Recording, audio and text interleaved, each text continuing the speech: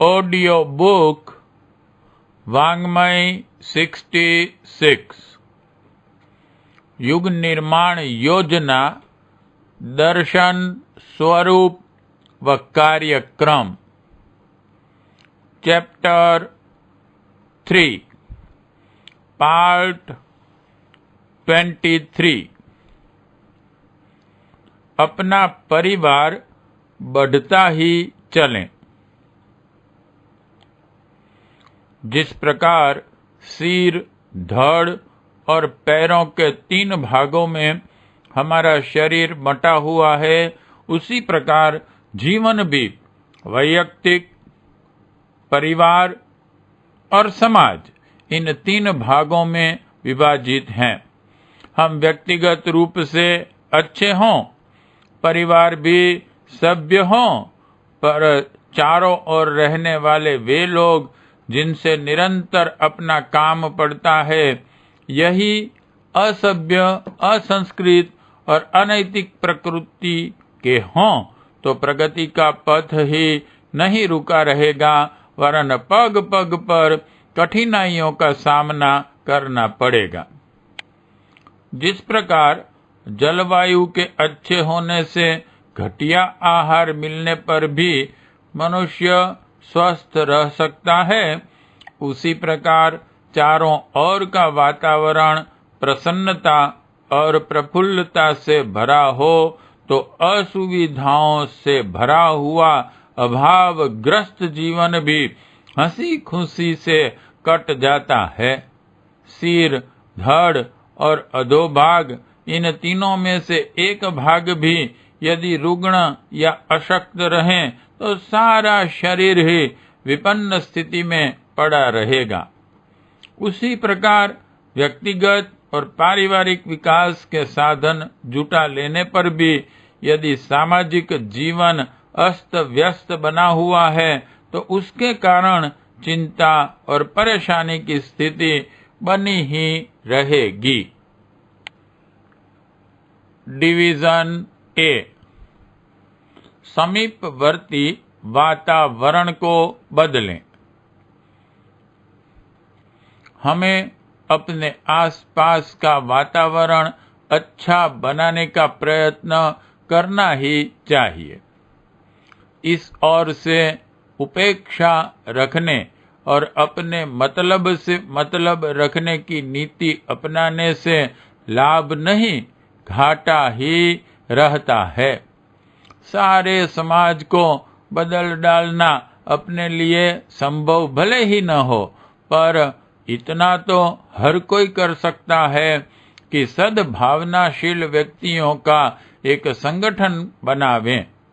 उत्तम प्रकृति के लोग यदि आपस में प्रेम भाव, एकता, समीपता और सहयोग के आधार पर परस्पर सुसंबद्ध रहने लगें, तो उनकी सम्मिलित शक्ति एक महत्वपूर्ण बात बन जाती है और उसके द्वारा चारों ओर फैले हुए अनैतिक वातावरण को उच्छृंखल होने से रोक रखने में भारी सहायता मिलती है।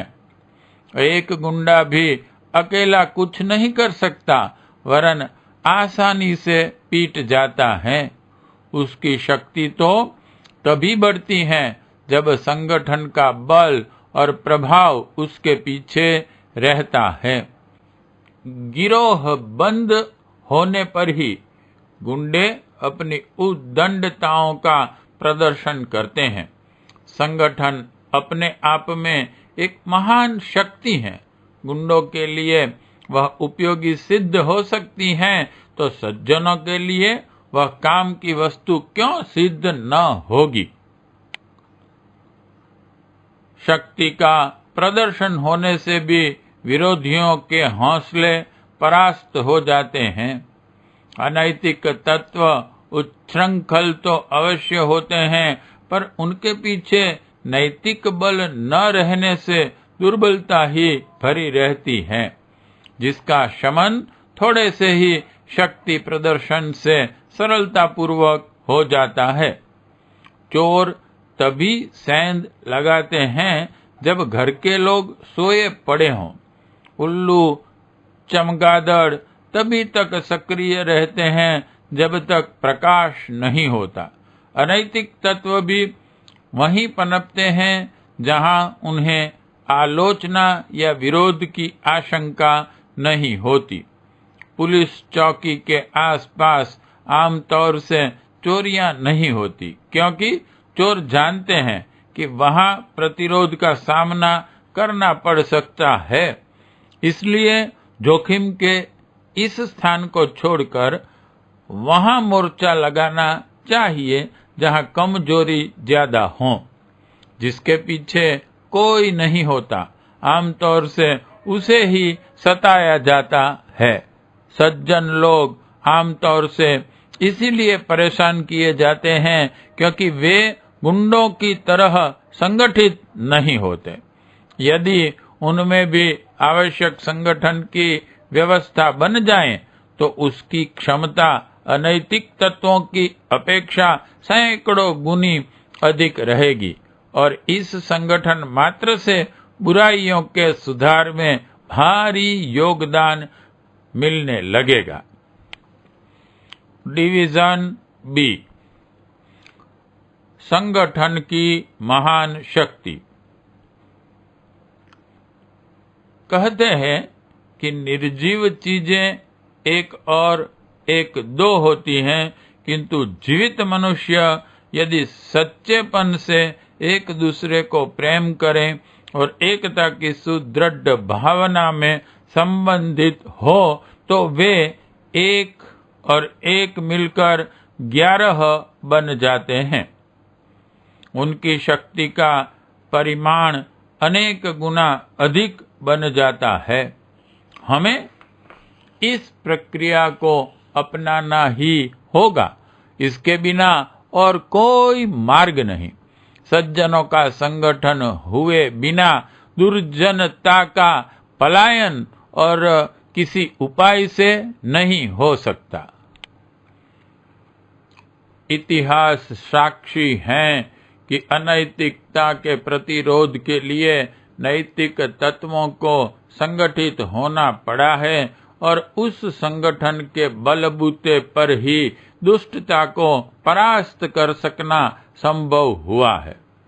अवतारों और युग पुरुषों ने भी धर्म की स्थापना और अधर्म का नाश केवल अपने एकाकी बलबूते पर नहीं कर लिया है, वरन उन्हें भी संगठन की रचना करनी पड़ी है और उसी का सहारा लेकर यह लोक शिक्षण करना पड़ा है कि सज्जनता की रक्षा केवल संगठित शक्ति द्वारा ही संभव होगी। भगवान राम को रीछ बंदरों की सेना इकट्ठी करनी पड़ी थी। भगवान कृष्ण के साथ गोप और पशु पालकों का एक बड़ा संगठन था। राणा प्रताप को सेना इकट्ठी करने के लिए भामाशाह ने आर्थिक साधन जुटाए थे। सुभाष बोस ने आजाद हिंद फौज बनाई थी। महात्मा गांधी ने स्वराज्य आंदोलन के लिए कितना विशाल संगठन खड़ा किया था। असुरों से संत्रस्त देवता जब अपनी करुण पुकार लेकर ब्रह्मा जी के पास गए, तब उन्होंने सब देवताओं की थोड़ी थोड़ी शक्ति इकट्ठी करके दुर्गा देवी की रचना कर दी। तब उसके द्वारा असुरों का हनन हुआ।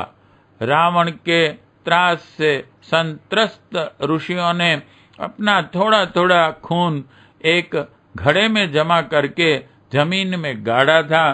तब उसमें से सीता जन्मी और उन्हीं के निमित्त से असुर कुल का सर्वनाश हो सका। बुद्ध भगवान को एक बड़ा शिष्य मंडल तत्कालिक पाप प्रवृत्तियों से लोहा लेने के लिए संगठित करना पड़ा था।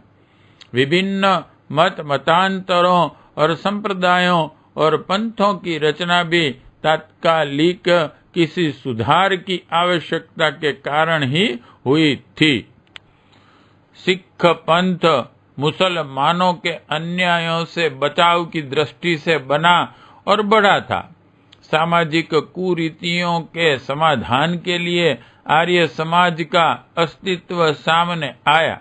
धर्म और सत्य के आदर्श सब संप्रदायों में एक ही हैं।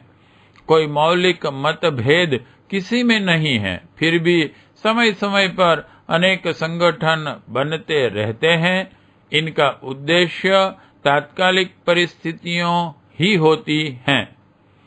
संगठन का सहारा लिए बिना समाज सुधार एवं युग निर्माण जैसे महान कार्य तो और किसी प्रकार संभव ही नहीं हो सकते। इसलिए हमको भी अपने व्यक्तिगत जीवन को सुविकसित बनाने के लिए अपने साथ सज्जनों का एक संगठन रखना ही पड़ेगा। युग निर्माण की जनमानस विकास योजना के लिए भी इसकी अनिवार्य आवश्यकता है। डिवीजन सी, धर्म और सदाचार की शांति सेना। जिस प्रकार वेतन और शस्त्र की व्यवस्था हुए बिना सेना का संगठन नहीं हो सकता, उसी प्रकार सज्जनों की युग निर्माण सेना का संगठन भी पाठकों के प्रयत्न और अखंड ज्योति की विचारधारा का समन्वय हुए बिना संभव नहीं हो सकता। हम में से प्रत्येक को इस महत्वपूर्ण कार्य में संलग्न होकर युग निर्माण के क्षेत्र का विस्तार करना चाहिए। अपना परिवार बढ़ाने का यही तरीका है। अपनी अखंड ज्योति पत्रिका हम उन सब लोगों तक पहुंचावे, उसके लेखों की प्रशंसा करके पढ़ने का आकर्षण पैदा करें और समय समय पर प्रस्तुत प्रसंगों पर चर्चा करते हुए उनकी अरुचि का परिष्कार करते रहें। आप इतना प्रयत्न करेंगे और पत्रिका के छपे पन्नों में लिपटी हुई हमारी भावना भी कुछ काम करेगी, तो दोनों के समन्वय का एक बड़ा सुखद रूप सामने आएगा और लोगों को तेजी से बदलते हुए हम प्रत्यक्ष देख सकेंगे। किसी मित्र, कुटुंबी या संबंधी के साथ इससे बड़ा उपकार और कुछ नहीं हो सकता कि उसके अंतःकरण में उच्च कोटि की भावना और विचारधारा भर दी जाए। इसी आधार पर तो किसी का लोक परलोक सुख शांतिमय बन सकता है।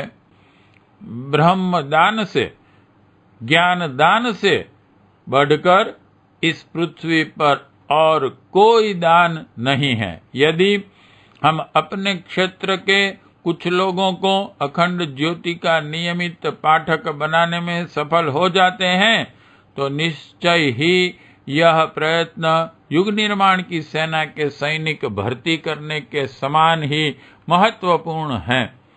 जब इन सैनिकों का एक सुसज्जित संगठन बनकर तैयार होगा, तब हम देखेंगे कि अनैतिकता की वे विभीषिकाएं जो आज काली घटाओं की तरह हमारे सिर पर घुमड़ रही हैं, सहज ही तिरोहित होने लगेगी। डिवीजन डी, परिवार रचना की दो परंपराएं।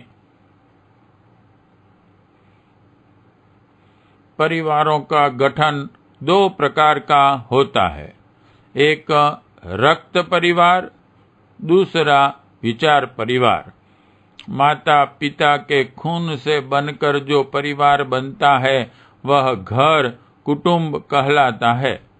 भावनाओं और आकांक्षाओं की एकता वाले लोग भी एक कुटुंबी ही बन जाते हैं।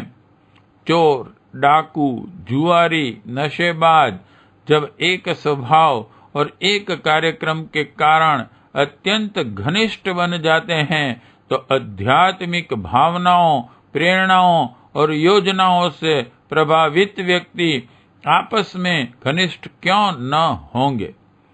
रक्त के आधार पर बना हुआ संगठन वंश परिवार कहलाते हैं और भावनाओं के आधार पर बना संगठन ज्ञान परिवार या गुरु परिवार कहलाता है। प्राचीन काल में गोत्रों की रचना दोनों ही प्रकार से हुई है, वंश परंपरा से भी और गुरु परंपरा से भी। कश्यप, भारद्वाज, गर्ग, वशिष्ठ आदि गोत्र ब्राह्मण, क्षत्रिय, वैश्य, शूद्र चारों ही वर्णों में मिलते हैं। इससे यह भ्रम होता है कि उन ऋषियों के वंशज चारों वर्ण में कैसे हुए। बात यह है कि यह गोत्र पुत्र परंपरा से ही नहीं, शिष्य परंपरा से भी चले हैं। इसी से सब वर्णों में ऋषियों के गोत्र मिलते हैं। हमें अपने वंश परिवार के विकास का नहीं, गुरु परिवार के ज्ञान परिवार के निर्माण का भी ध्यान रखना होगा और उसके विस्तार का भी। डिवीजन ई, निर्माण का महत्वपूर्ण साधन। अपना परिवार जब बढ़ेगा तो उससे हम में से हर एक को व्यक्तिगत जीवन के विकास में भारी सहायता मिलेगी। एक से विचारों के लोगों में स्वभावतः प्रेम भाव पैदा होता है, एक दूसरे को प्रेरणा और प्रोत्साहन देते हैं और लौकिक जीवन में भी एक दूसरे की सहायता किसी न किसी प्रकार करते हैं। दूसरे लोग इस संघबद्धता से प्रभावित होते हैं। विरोधियों और दुरात्माओं को भय रहता है और सज्जन सदाचारियों की हिम्मत बंधी रहती है। अनेक अरुचिकर प्रसंग तो सज्जनों के संगठन के भय से अपने आप ही टल जाते हैं। इस प्रकार हम में से प्रत्येक को अपने वैयक्तिक जीवन का सर्वांग पूर्ण विकास करने के लिए अपने समीपवर्ती क्षेत्र में से जितनों को भी अपने प्रभाव क्षेत्र में ला सकना संभव हो, उसके लिए शिथिल मन से नहीं, पूरे उत्साह से प्रयत्न करना चाहिए। युग परिवर्तन कार्यक्रम का आधार ही एक संगठन होगा। व्यापक अनैतिकता का अंत सत्पुरुषों की संगठित शक्ति के बिना और किसी उपाय से संभव नहीं। जितना जितना यह संगठन व्यापक और प्रबल होता जाएगा, उसी अनुपात से अपने कार्यक्रम बनते चलेंगे और एक एक कदम उठाते हुए उस लक्ष्य की पूर्णता तक पहुंच सकेंगे, जिसके ऊपर समस्त विश्व की, समस्त मानव जाति की सुख शांति निर्भर है। पार्ट 23 समाप्त।